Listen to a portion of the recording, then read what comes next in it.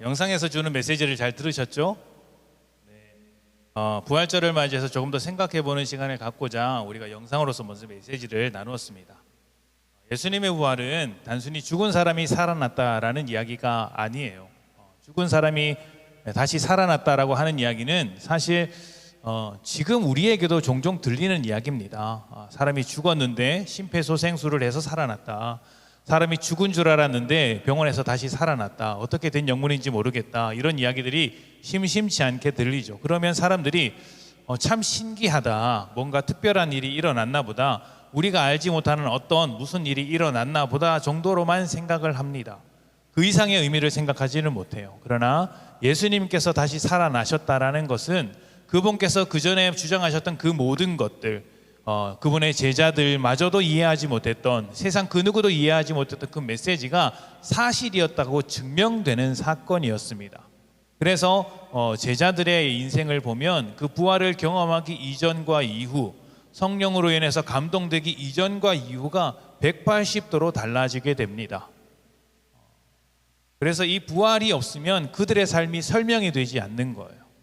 부활이 없다면 그들은 거짓말을 위해서 목숨을 던지는 사람들인데 사실 불가능한 이야기죠. 그들의 인생을 바꾼 부활이 오늘 우리에게도 동일한 믿음으로 고백되어서 우리의 삶을 변화시키고 있음을 우리가 또 한번 바라보게 됩니다. 바라기는 이 부활절이 단순히 예수님께서 다시 살아나셨다, 우리를 위해 죽으시고 부활하셨다라는 것으로 끝나는 것이 아니라 그것을 넘어서서 주님의 뜻을 따라가며 주님의 말씀대로 살아가는 것이 훨씬 더 복되다라고 하나님께서 인정하시는 삶이라고 우리 믿음으로 고백하는 그런 부활절이 되었으면 좋겠습니다. 그렇게 놀라운 생명, 부활의 생명의 소망을 두고 살아가는 공동체가 이 교회입니다. 우리는 교회라는 사실을 잊지 말아야 해요. 우리가 늘사랑 교회로 모였다라는 것을 감격스럽게 생각하며 항상 부활의 소망을 잊지 않는 그런 교회가 되었으면 좋겠습니다. 자, 주님께서 오늘 이제 부활하시는 그 날을 기념하면서 은혜를 나눌 텐데 우리는 부활절이 되면 항상 이 성찬식을 나눕니다. 그래서 이 부활의 의미와 함께 성찬의 의미도 함께 좀 나누었으면 좋겠습니다. 주님께서 죽으시기 전날 제자들과 함께 떡과 잔을 나누시면서 이것을 행하여 나를 기념하라 라고 말씀을 하셨습니다. 우리가 성만찬을 하는 이유죠. 그런데 우리가 읽었던 이 말씀, 고린도 교회에 향한 편지 가운데 27절 말씀에는 이렇게 기록되어 있었어요.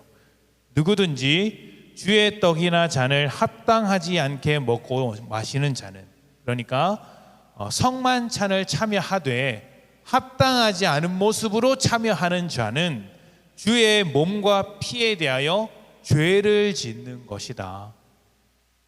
다시 한번 말씀드리겠습니다. 누구든지 주의 떡이나 잔을 합당하지 않게 먹고 마시는 자는 주의 몸과 피에 대하여 죄를 짓는 것이니라. 아멘. 주의 떡이나 잔을 합당하지 않게 먹고 마시는 자, 이러한 사람이 교회 중에 있다고 합니다. 이런 말씀을 들으면 가슴이 좀 덜컥 내려앉죠. 내가 성만찬을 참여하는데 주의 잔과 떡을 나누는 것이 합당하지 않은 모습으로 나눌 수가 있구나. 또 그것이 주님의 몸과 피에 죄를 저지르는 일이 될 수 있구나. 그렇다면 이런 사람들은 어떤 사람들을 말하는 것일까요? 합당하지 않은 사람들. 바로 앞에 말씀에서 이렇게 이야기를 합니다.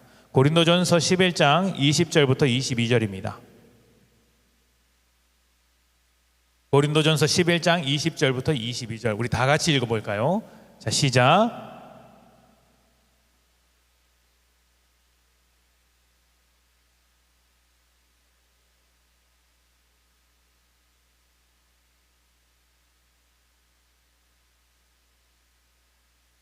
너희가 먹고 마실 집이 없느냐? 너희가 하나님의 교회를 없인 여기고 빈궁한 자들을 부끄럽게 하느냐? 내가 너희에게 무슨 말을 하랴? 너희를 칭찬하랴? 이것으로 칭찬하지 않노라. 아멘. 지금은 교회가 이렇게 장소를 정해놓고 따로 모이죠. 건축을 하기도 하고요. 우리처럼 임대를 해서 장소를 가지고 모입니다. 그러나 초대교회 당시에 교회가 처음 시작될 때는 이렇게 따로 장소를 정해두고 모인 것은 아니었습니다. 각 가정에서 모였는데 이 가정이라는 것이 많은 사람들이 모이기 때문에 아무래도 조금 돈을 많이 가지고 있는 큰 집을 소유한 부자들의 집인 경우가 많이 있었습니다. 사람들이 많이 모이다 보니 큰 집을 소유한 부자들은 자기가 가진 것을 아낌없이 내놓고 함께 음식을 나누고 사람들이 언제든지 머물 수 있도록 그렇게 집을 열어주었습니다. 참 아름다운 모습이죠. 모임 자체는 비교적 단순하고 가벼웠습니다. 모이면 말씀을 나누고 성경을 읽고 또 그 안에서 받은 은혜가 있다면 서로 이야기를 했습니다. 지금처럼 형식을 갖추어서 설교를 하고 또 기도를 하고 찬양을 하고 이런 형식을 갖춘 것은 아니었지만 말씀을 읽고 그 말씀을 받아서 가르치고 서로 떡을 떼고 교제하고 식사하고 함께 노래를 부르고 대화하듯이 경전을 읽듯이 하는 것이 아니라 대화하듯이 기도하기도 했습니다. 모여든 사람들은 성별이 다 달랐고요, 나이가 다 달랐고요, 신분도 달랐고 사회적인 위치도 다 달랐습니다. 그런데 그런 사람들이 함께 어울려서 교제하면서 식사를 나누었던 것이죠. 정해진 순서가 있기보다는 또 정해진 자리가 있기보다는 함께 어울려서 그렇게 교제를 나누는 자리가 매주일 교회의 모임이었습니다. 이것은 아마 교회 밖에 있는 사람들이 보기에는 굉장히 신선한 모임이었을 거예요. 왜냐하면 지금도 그렇지만 그 당시에는 더더욱 사회적인 위치에 따라서 자기의 신분에 따라서 식사 자리가 정해져 있었기 때문입니다. 그러니까 사회적으로 신분이 높은 사람은 식탁의 중앙에 앉고 신분이 낮거나 다른 사람의 도움을 받아야 할 처지에 있는 사람들은 밖에 서서 불편하게 식사를 하는 것이 마땅했던 것이죠. 그런 식사라도 얻어먹을 수 있는 것을 감사하게 여기며 모멸적인 차별을 견뎌야 했던 것입니다. 그런데 교회 공동체는 그런 게 없었어요. 아마 교회 모임에 처음 오는 사람이 있었다면 그 모습이 너무 낯설었을 것입니다. 내 자리는 어디인가 찾았겠지만 그런 자리는 없었던 것이죠. 내 옆에 평소라면 절대 상종하지 않을 사람들이 함께 모여서 식사를 나누고 교제를 하고 안부를 묻고 기뻐하며 말씀을 나눕니다. 어떻게 이것이 가능할까요? 이 세상이 전부가 아니라 우리에게는 부활이라는 새로운 생명이 있고 그 생명으로 살아갈 세상, 우리가 이해하지 못하는 새로운 세상이 있다라고 믿었기 때문입니다. 이 믿음을 가지고 하나님 나라의 삶을 오늘 우리의 현실 속에 가져와서 살았던 것이죠. 자, 그런데 문제가 생겼습니다. 가난한 성도들에게 굴욕감을 주는 일이 벌어진 것이죠. 그러니까 교회 밖에서 세상에서 일어나는 일이 교회 안에서도 일어나게 된 것입니다. 앞에서 모임이 시작되는 것은 대부분 이제 부자들의 집, 큰 집을 소유한 부자들의 집이라고 말씀을 드렸죠. 그래서 함께 먹는 음식 또한 이 집주인들이 준비하는 경우가 많았고 또 부자들은 자기 집에서 음식을 쌓아와서 함께 나누는 경우도 많았습니다. 대부분 여유 있는 형편의 부자였기 때문에 모임 제 시간에 조금 더 일찍 와서 모임을 준비할 수 있었고 편안하게 모임을 기다릴 수가 있었습니다. 굳이 그 시간에 일을 하지 않아도 괜찮은 사람들이었던 거예요. 그래서 일찍 모여서 함께 교제하고 음식을 나누기도 했습니다. 그런데 문제는 가난한 사람들은 그렇게 할 수 없었다는 것이죠. 음식을 준비할 여력도 없었고 또 지금처럼 주 5일제 이런 건 없잖아요. 매일매일 노동하는 날이었기 때문에 주일 그날도 일을 하고 참여를 해야 했습니다. 그러니 일을 하다 보면 늦어질 수도 있죠. 늦게 도착하는 사람들이 점점 더 많아지는 거예요. 여기서 문제가 생긴 것입니다. 먼저 모인 부자들이 늦게 모인 가난한 자들을 기다려주지 않고 자기들끼리 음식을 다 먹어버린 것이에요. 가난한 자들이 어떻게 되겠습니까? 와서 음식을 대접받아야 하는데 차마 말을 못하는 것이죠. 멀뚱멀뚱 남아있는 음식을 먹거나 그나마도 못 먹는 경우가 있었습니다. 표현은 할 수 없었겠지만 굉장히 섭섭하고 또 민망하고 굴욕적이기까지 하죠. 게다가 대부분 이렇게 늦게 오는 사람들은 가난하고 신분이 낮은 사람들입니다. 세상의 관습에 따라서 부자들에게 섭섭한 소리도 할 수가 없죠. 별 말은 못했겠지만 속으로는 굉장히 상처 입고 낙심했을 것입니다. 바울은 이 부분을 문제 삼았어요. 교회가 이런 문제로 갈등이 생긴 것에 대해서 매우 안타깝게 생각했습니다. 그러면서 이렇게 말을 하는 거예요. 너희가 배부르게 밥을 먹는 자리를 원했다면, 식사하는 자리를 원했다면 각자 집에 가서 밥을 먹어라. 집에 가서도 얼마든지 밥을 먹을 수 있지 않느냐라고 강하게 꾸짖었습니다. 부드럽게 말한 게 아니라요, 강하게 꾸짖었어요. 가난한 자를 배려하지 않는 사람이 합당하지 않은 모습으로 만찬에 참여하는 자다, 이렇게 이야기를 했던 것이죠. 주님의 만찬, 성만찬은 어떤 의미일까요? 주님의 십자가를 기념하는 것이지만 동시에 주님과 한 몸이 되는 자리입니다. 주님의 피, 주님의 살로 대변되는 그 포도주와 떡을 우리가 함께 먹음으로 인해서 주님과 한 몸을 이루는 것이죠. 내가 주님과 한 몸이고 다른 성도들도 주님과 한 몸이면, 내가 주님과 한 몸이고 다른 성도들도 주님과 한 몸이면 다른 성도와 나는 한 몸인 거예요. 우리는 모두 한 몸입니다. 성만찬을 통해 함께 떡을 떼는 성도들이 한 몸으로서 사랑하며 섬겨야 하는 것이죠. 이것이 성찬식이 가지고 있는 아주 중요한 의미라는 거예요. 여기에는요, 소외되는 성도가 있어서는 안 되고 동시에 다른 사람들에 대해서 무관심한 것도 안 됩니다. 성만찬은 나 혼자 주님을 고백하는 것으로 끝나지 않아요. 함께 모여있는 이 성도들이 한 공동체다, 한 몸이다라고 고백하는 것이기 때문에 무관심해서는 안 됩니다. 모두 자기 몸을 돌보듯이 관심 있게 살펴야 하는 거예요. 여러분, 소명이라는 것이 다른 것이 아닙니다. 소명은 주님께서 부르신 것 아닙니까? 우리를 교회로 불렀습니다. 한 몸 공동체로 불렀습니다. 그러면 지금 이 자리에 있는 성도들을 관심 있게 바라보는 것도 주님의 부르심을 이루어가는 일이라는 것을 꼭 기억하셔야 하는 거예요. 성도들에게 무관심해지시면 안 됩니다. 나 혼자 신앙생활 잘하는 건 절대로 신앙생활 잘하는 게 아닙니다. 한 몸으로 부르셨는데 어떻게 나 혼자만 신앙생활을 잘할 수 있다고 생각을 하세요? 그 말 자체가 틀린 말이에요. 교회 안에서 무관심해서도 안 되고 누구도 소외되어서는 안 되는 것이죠. 그런데 여러분, 한 가지 더. 당시에 사람들이 성만찬에서 사용했던 떡과 포도주, 사실 떡이라고는 하지만 빵에 가깝죠.